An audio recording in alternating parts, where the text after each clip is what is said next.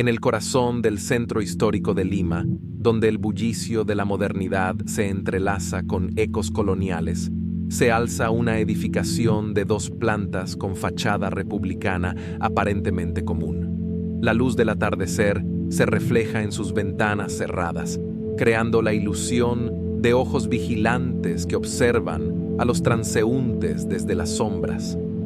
El aire a su alrededor parece más denso, como si una membrana invisible separara este edificio del resto de la ciudad.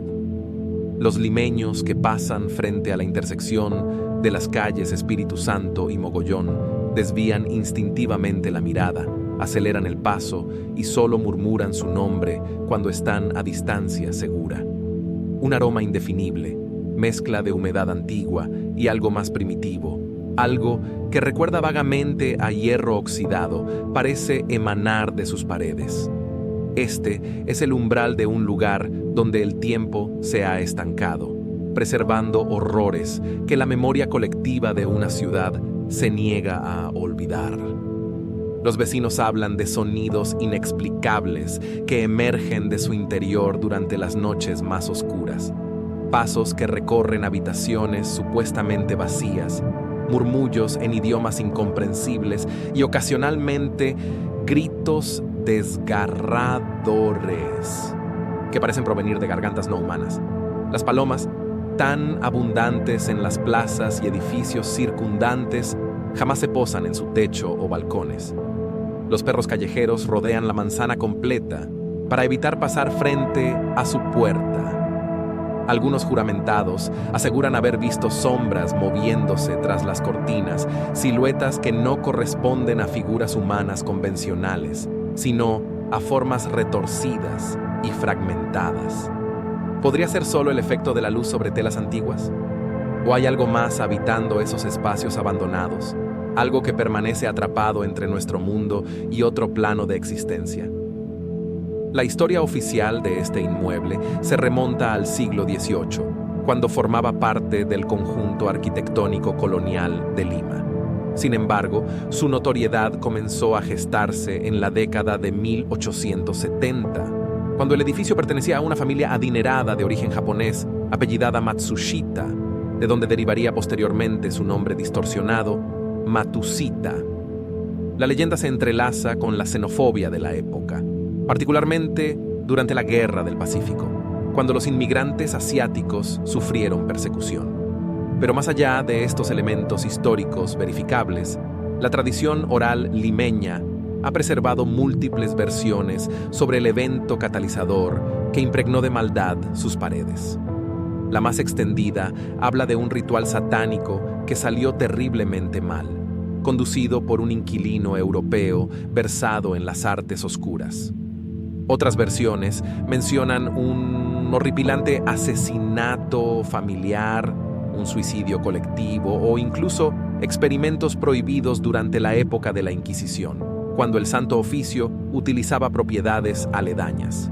Sea cual fuere la verdad, en cada relato se repite un elemento común: sangre derramada en circunstancias de extrema perversidad y sufrimiento, actuando como sello de un pacto involuntario con fuerzas que trascienden nuestra comprensión.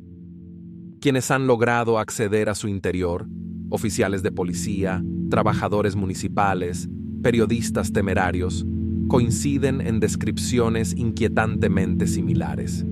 Los pisos de madera crujen bajo el peso de los visitantes con una resonancia antinatural, como si emitieran quejidos de dolor. Las paredes, descascaradas por el tiempo, revelan manchas oscuras que, según algunos testimonios, cambian sutilmente de forma cuando no se les observa directamente. Un olor nauseabundo emerge de ciertos rincones, particularmente intenso en una habitación del segundo piso que todos identifican instintivamente como el epicentro de la actividad paranormal. Allí, donde supuestamente ocurrió el evento original, la temperatura desciende varios grados sin explicación, incluso en los días más calurosos. Lo más perturbador: una pequeña mancha en el centro del techo que, pese a múltiples intentos de limpieza y repintado, reaparece inexorablemente con una forma que semeja un rostro humano en agonía, con la boca abierta en un grito silencioso y eternizado. Las escaleras que conectan ambos pisos presentan 17 escalones en ascenso, pero 19 al descender, una imposibilidad arquitectónica que ha sido verificada por ingenieros civiles incapaces de explicar la anomalía. En 1952, un equipo de radio limeña apostó 1.000 soles de oro a que uno de sus locutores podría pasar 3 noches consecutivas en la casa. Al amanecer del segundo día, los vecinos alertaron a las autoridades tras escuchar gritos desgarradores. El hombre fue encontrado en estado catatónico, con el cabello completamente encanecido y arañazos profundos en brazos y rostro que, según los médicos, parecían autoinfligidos en un intento desesperado por quitarse algo de encima. Nunca recuperó el habla y falleció en un sanatorio 3 años después. En 1974, un equipo de investigadores paranormales, dirigido por el parapsicólogo español Fernando Jiménez del Oso, documentó fenómenos inexplicables. Grabaciones de audio con voces que no pertenecían a ninguno de los presentes, fotografías con orbes luminosos y siluetas translúcidas, y el epifanio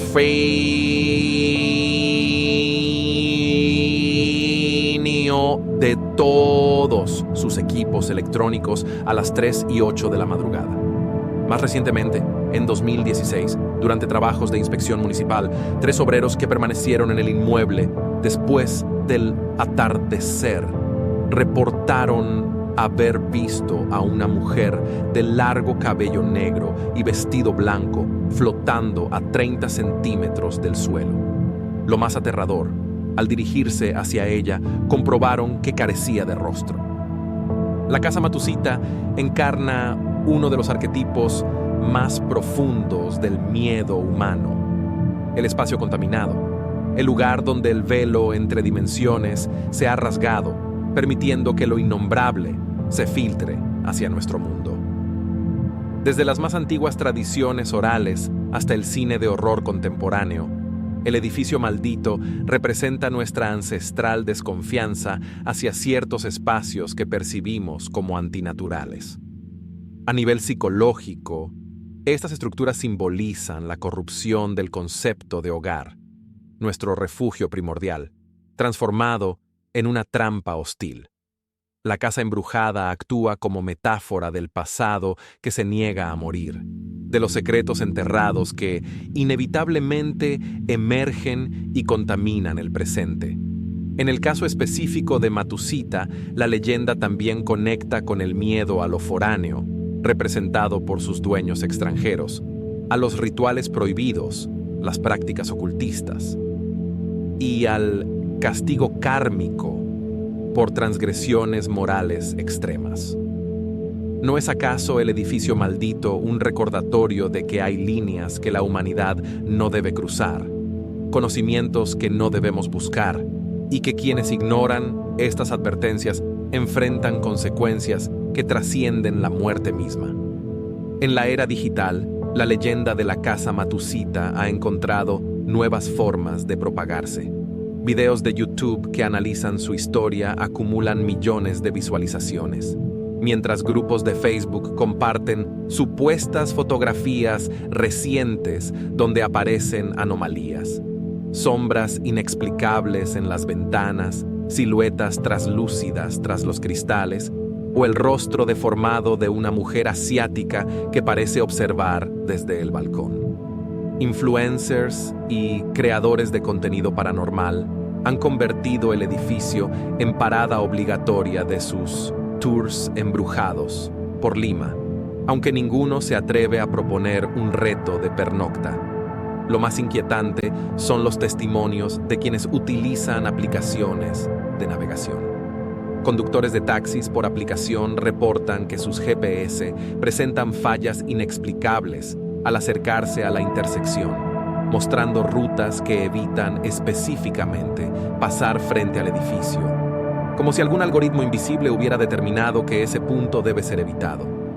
En 2019, una reconocida plataforma de alojamiento temporal listó brevemente un apartamento en la dirección exacta de Matucita.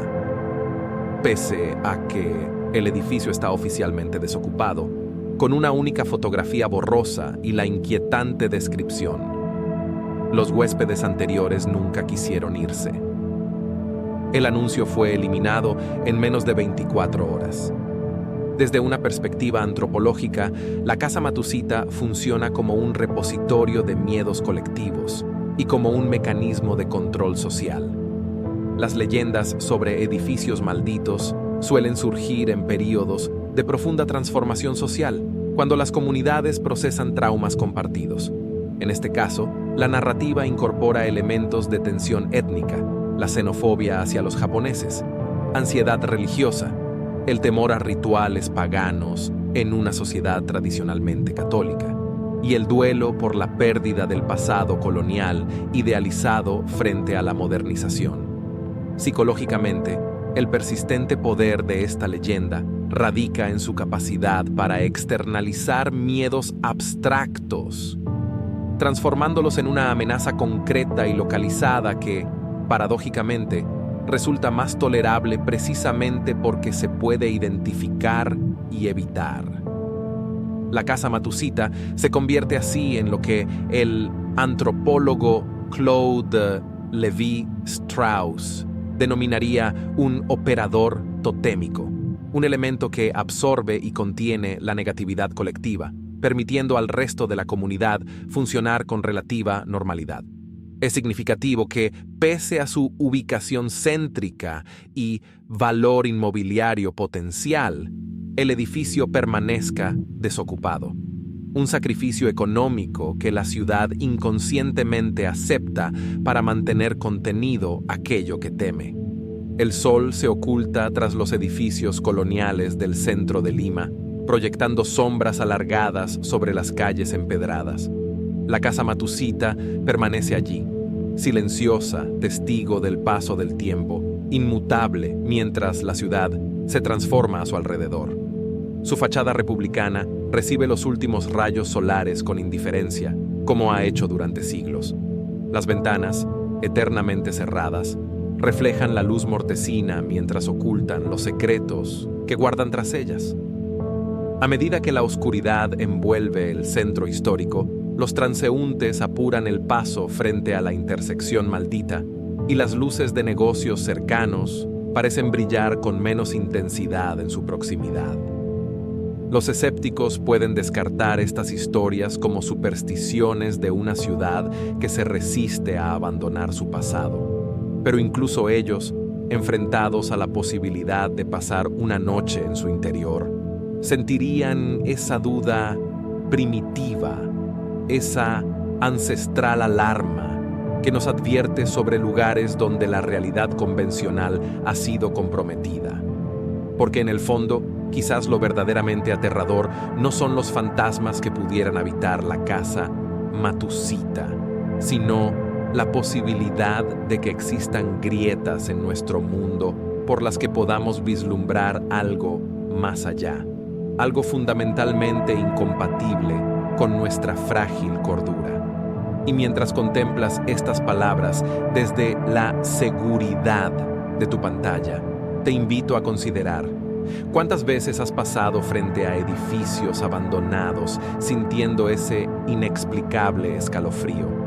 ¿Cuántas estructuras en tu propia ciudad permanecen vacías sin razón aparente? Quizás Matucita no sea un caso aislado, sino simplemente el más conocido de una red de lugares donde lo innombrable ha encontrado su hogar entre nosotros.